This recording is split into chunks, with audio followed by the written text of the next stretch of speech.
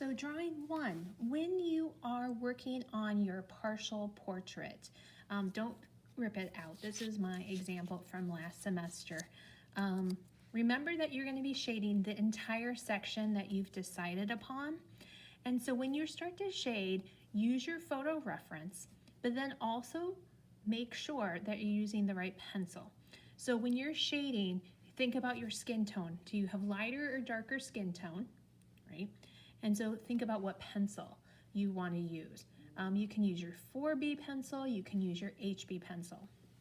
When you start to shade, I have a very light forehead, so I'm going to hold my pencil far back and I'm going to shade with the slope of my forehead. So the rise of my forehead goes up over my temple, and then it starts to go across more horizontally, right? So, you want to make sure that you're using short, close, overlapping marks in order to get those values. And then when it gets darker, you can layer, right? You can cross shade in order to get it to have that sense of 3D. So then when it goes over to this side, it starts to angle down. So when you are shading, the eye, above the eye and the eye socket, you're going to go up and over.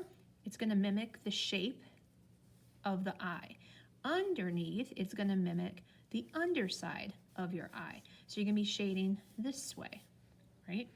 For your nose, you're going to be thinking about it having a slope. So I'm going to be shading on an angle for the shadow, and then up and over, and then down again, right?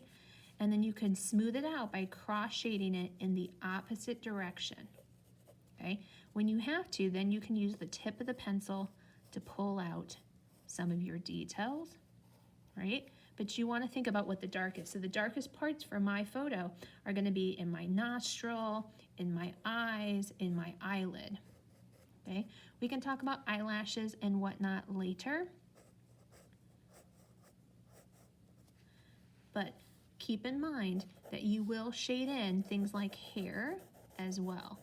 So my hair is going to be a lot darker, right, than my skin tone.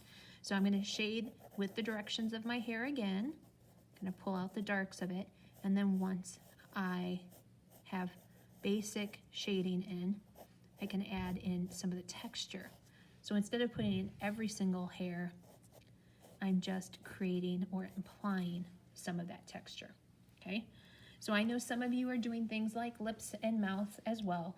Remember, the demos are from the previous tutorials are already there for you, but I just wanted to remind you about holding your pencil properly, right? Light values far, a little bit darker, you can go closer. Shade with those contours to get a sense of realism, right? Be as specific as possible, be as smooth as possible through cross shading, right? To make it seem as believable as possible so that you can then later cut this off, tear this off, and stick it in front of your face or the face of the subject matter.